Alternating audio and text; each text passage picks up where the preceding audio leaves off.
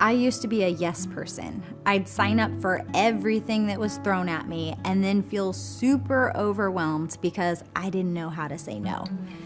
If I think about why I kept saying yes to too many requests and sometimes people's demands, it was because I decided my worth was determined by what I did. And that gets really dangerous when we apply that same thinking to God. I can easily get caught up thinking, if I'm good enough or if I'm serving enough, God will love me more. Wrong! That's the exact opposite of truth and the total opposite of grace. But it's so easy to believe because we live in a culture that values value. If I'm valuable, I'm liked. The more I please people with what I do, the more they seem to accept me, right? And that's why I was so drawn to Paul's words to the Galatians. He tore down the idea that you have to do something to be worthy of God's love.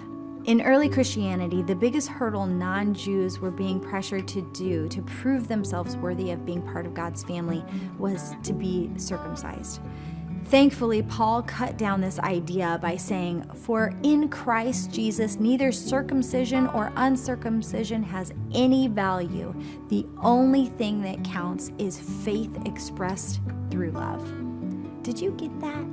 Faith in God expressed as love is the only thing in your life that God is looking at, not how busy you are.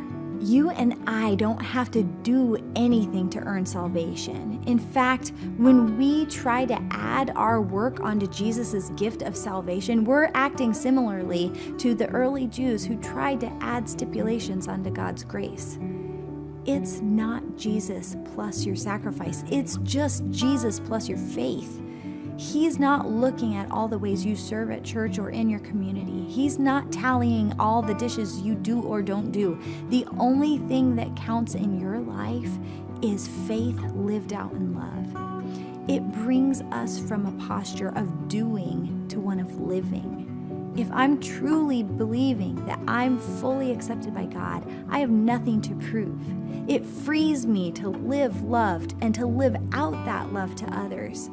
So I want to ask you a question. Do you believe you're fully accepted by God, not by what you do, but simply because He loves you? If you're not sure, that's okay. I've been there. But I just invite you to think on it, pray on it, and ask the Lord to help you live in that space of His love instead of striving. Keep doing the good things He calls you to do, but do it knowing His love for you is already complete.